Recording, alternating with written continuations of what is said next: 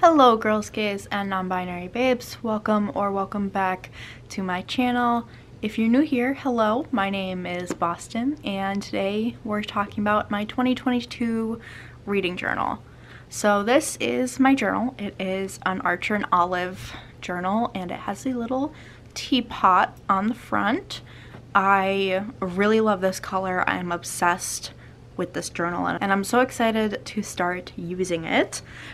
This won't be a video on me filling out my journal. I have already filled it out, but that's just because my hands get super crampy when I write for a long time, so I can't really do it on camera. But it is all filled out, and I'm super excited to show you and explain to you why it looks like it does, because it doesn't quite look like your average journal. And yeah, we'll see what I mean in just a minute. But before I get into that, my nails are beautifully decked out, and that is partially in thanks to Nail Addict LA, who kindly sent me some more of their nail polish. They sent me some previously, and they sent me more, and I'm in love with it. So the green and red that you see on my nails are theirs, and I'll show you exactly what colors I have gotten over time. I absolutely love their gel nail polishes. They kind of got me into gel polish, and I have not looked back since.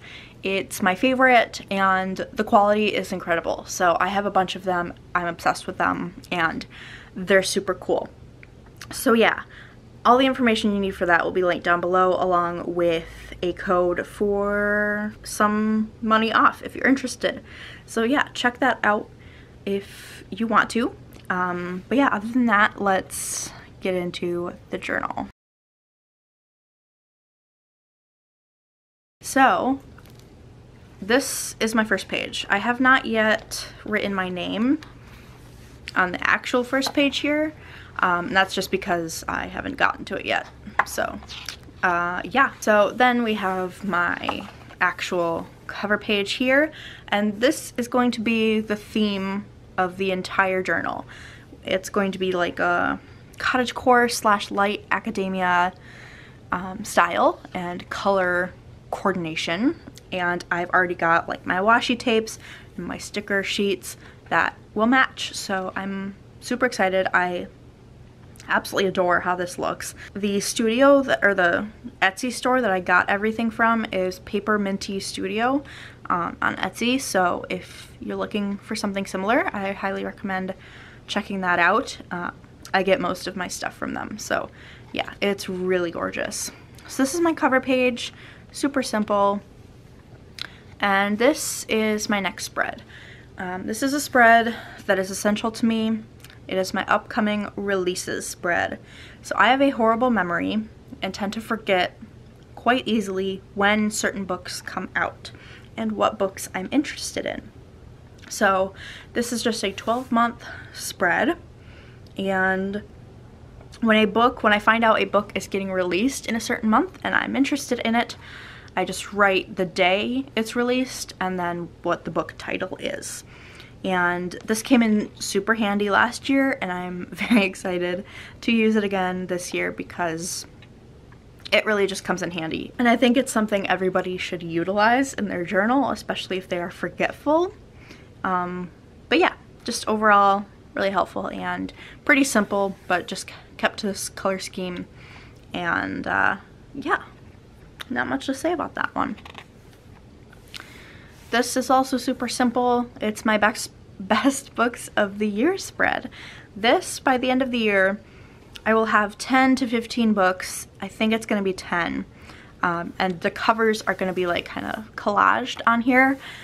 I wanted to make like rectangles, I guess, and spots for me to put the cover, but I didn't know if it would be 10 or 15, and I also didn't really know how to section it out, so I just left it blank and figured I would collage it because it would look a little bit more artsy that way anyway. So yeah, pretty blank except for a little bit of washi tape down here to kind of pull it into the rest of the journal. And yeah, I'm excited to see what this looks like at the end of the year. I can't wait. So this is my books purchase spread. A little bit of background. I buy a lot of books considering, but I don't buy a lot of books for the community that I'm in. In the book community, it's kind of a thing that people buy a ton of books, and I just don't now. I used to, but I've calmed down with that. But this is all of the books I will be purchasing this year. So I'm really trying to limit myself, but not. So one month I could buy just one book, and the next month maybe I go out of town and I go to a bookstore and I can buy a few more. I think there's around 60 spots here for different books, maybe I think less than that. But I will just put the title, and then in this column I will be putting how much they cost. So yeah, I can kind of add everything up at the end of the year and see how much I spent on books and whether or not it was reasonable. Especially now that I'm into adult books more. They are much more costly, so yeah, I definitely need to keep my purchasing to a minimum.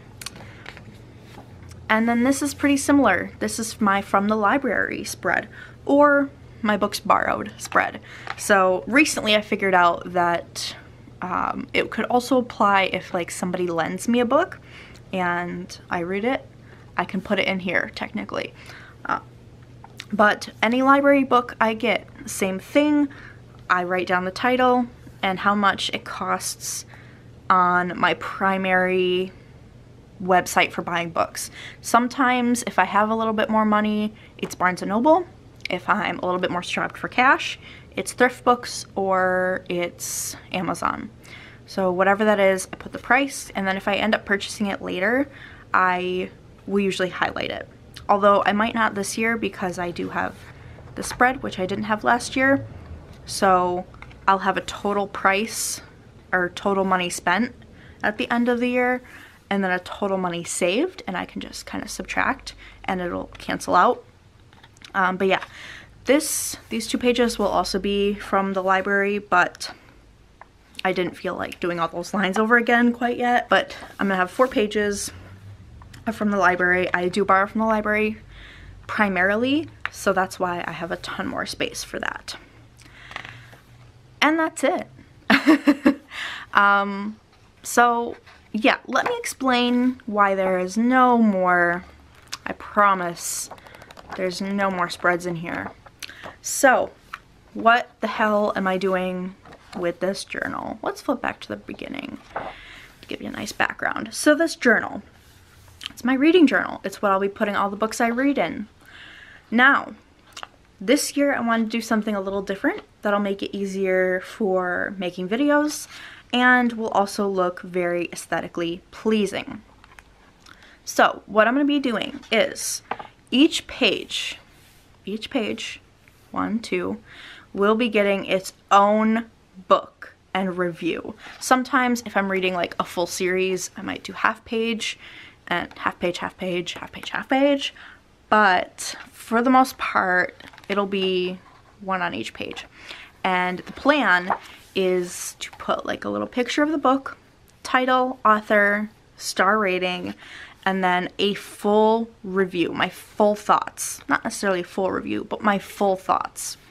So in past years, I have done the title, my star rating, the author, and then like 1 or 2 sentences of my thoughts. And since doing that, I've really realized that I have a lot more to say than I think I do. And this year, I want to take full advantage of that. And so, full page reviews, baby. Plus, it'll be a lot easier to do book reviews and wrap-ups and all that good stuff. So yeah, I'm going to be pulling in the washi tape kind of theme throughout, and I think it's going to look really nice with the book reviews. There's going to be a lot of writing in here, and I think it's just going to look so beautiful when it's done, and I cannot wait. So yeah, I'm not saying everybody should do this. It's definitely to each their own. But yeah, that's what I'm doing this year. It's something a little different. I'm sorry if it's boring, but yeah, I wanted to share that with you because I'm very excited. So that is my video for today. I hope you guys liked it. Let me know your thoughts down below, your thoughts on my idea of having full page book reviews. Feel free to say hi in the comments or say whatever, but yeah, thank you so much for watching, and I will see you in the next one. Bye bye.